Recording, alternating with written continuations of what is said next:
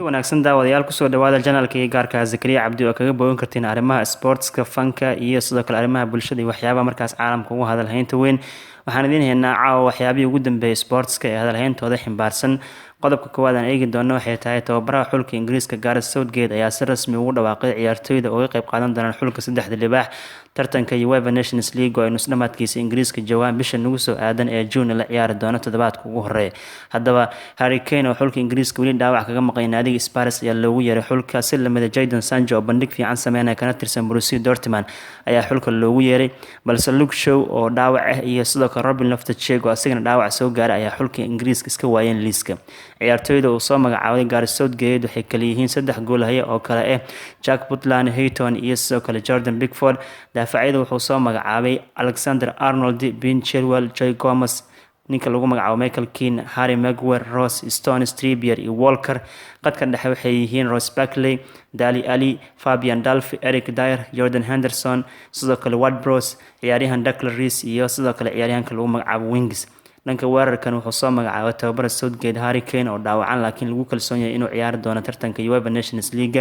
semifinalkiisa iyo sidoo kaleeto ciyaaryahan Jess Lingard, Marcus Rashford sidoo kale Nathan Rodman, Jadon Sancho, Raheem Sterling iyo sidoo kale ciyaaryahan Wilson saddexda libax waxay la ciyaari doonaan xulka lagu magacaabo Netherlands tartanka UEFA Nations League semifinalkiisa 6 June iyadoo ay Portugal ka martigelin doonaan haddii Ingiriiska ay kasoo gudbaan Netherlands 9 bisha June waxay finalka la ciyaari doonaan dabcan xulkii soo baxo Portugal iyo Switzerland midkii badiyo isla maalintaasna haddii Ingiriiska ay guuleysan waayeen ay dabcan laga guuleysto kaalin saddexaad ay ciyaari doonaan waxayna la ciyaari doonaan Portugal iyo Switzerland midkii laga badiyo Ingiriiska ayaa rabaan inay koobkan gacanta ku dhigaan sidoo kalena ay noqdaan xulkii ugu horeeyay ku guuleysta tartankan cusub ee UEFA Nations League loo yaqaano sidoo kale Gareth Southgate wuxuu rabaa bandhiga fiican ee Ingiriiska ay sameynayaan si wataan ayagoo koobkii adduunka 2018 Russia martigeliyay semifinalaha soo gaareen tartankan UEFA Nations League gacanta inay ku dhigaan ay rabaan qodobkaas ayaa dabcan gudaha Ingiriiska ugu hadal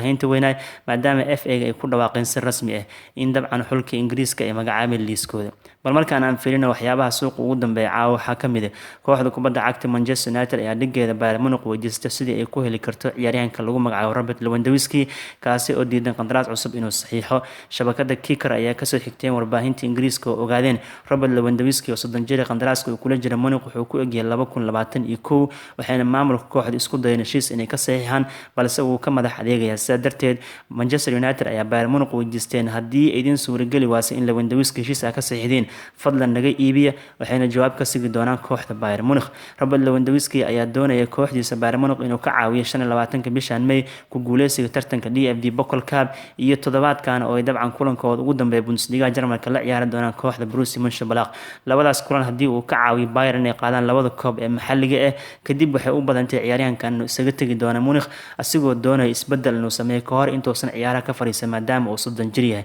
kooxaha kale ee doonaya Robert Lewandowski waxaa ka mid ah Paris Saint-Germain oo ka ciyaarta gudaha Faransiiska balse Manchester ayaa noqotay kooxdii ugu horeysay ee Bayern weydiisatay ciyaaryahankan laga iibiyo xilli ciyaareedkan 32 kulan oo ciyaara Bundesliga Jarmalka wuxuu dhalay 22 gool asiga ayaana u badantay inuu ku guuleysto Golden Boot-ka ama kabaha dahabka ee gudaha Jarmalka laga bixiyo dhinaca kale waxyaabaha kale ee soo kordhay aad iyo aad u hadal haynta badan waxaa ka mid ah Barcelona akhbaar wanaagsan caawa lagama qorayo ama lagama soo baahinayo sababtoo ah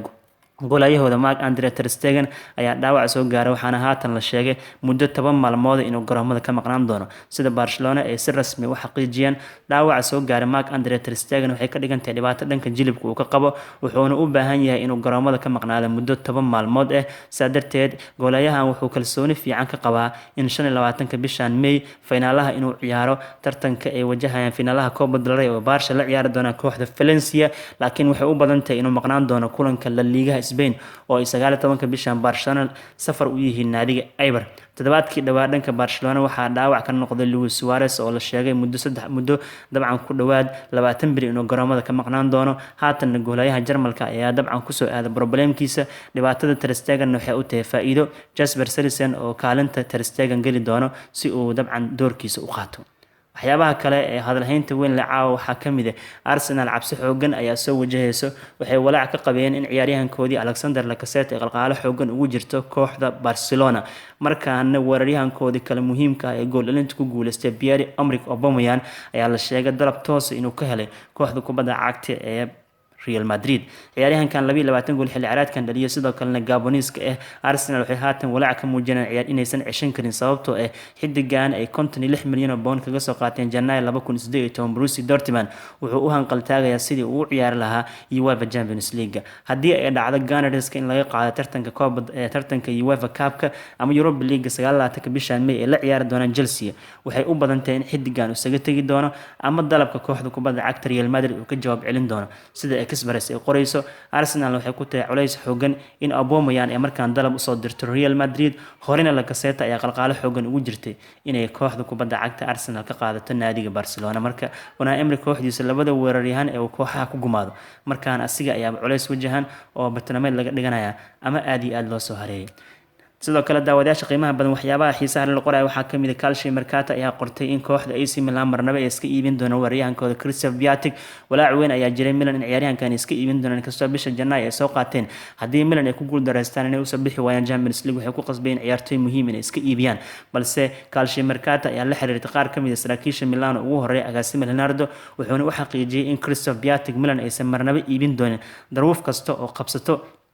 waana arrin muujinaysa in Milan ay ka go'aantay in ciyaaryahankan ay cishtaan sidoo kale wararka ugu dambeeyay waxaa kamid ah hadaan Isbaanishka ku laabano kooxda Atletico Madrid ayaa tijaabo caafimaad ka qaaday kuna guuleystay daafaca ninka lagu magacaabo Felipe kaasi oo si toos ugu soo biiray Atletico Madrid waa 30 jir wuxuu Wanda Metropolitano Stadium kooxda ku ciyaartay u saxiixay heshiis 3 sano 25 milyan oo euro ayay kaga soo qaateen kooxda FC Porto xilli ciyaareedkan Felipe wuxuu dheelay 30 kulan horyaalka Portugiiska hal goolna uu dhaliyay hal goolna uu caawiyay wuxuuna bedel u noqon doonaa Diego Godin waana ciyaaryahan ruug cadaa sida ay xaqiijisay shabakada Record wuxuuba baasay tijaabadii caafimaad kaliya waxaa dhiman ciyaaryahanka lagu magacaabo Felipe in si rasmi ah Atletico Madrid u soo bandhigay sidoo kale waxyaabaha kale xiisaha badan waxaa kamid ah kooxda Bayern Munich ayaa sheegtay inay kalsooni ka qabto inay cishtaan ciyaaryahanka lagu magacaabo James Rodriguez maadaama uu soo bandhigay fanaanada cusub ee ku ciyaari doonta kooxda Allianz Arena ku dheeshay xagaaga dambe waxaana loo fahmay in ciyaaryahankan uu kooxdu sii joogi doono balse go'aanka ugu dambeeya waxaa lahaan doonto kooxda Real Madrid oo ay u badantay ciyaaryahankan intii soo cishtaan dib u iibin doonaan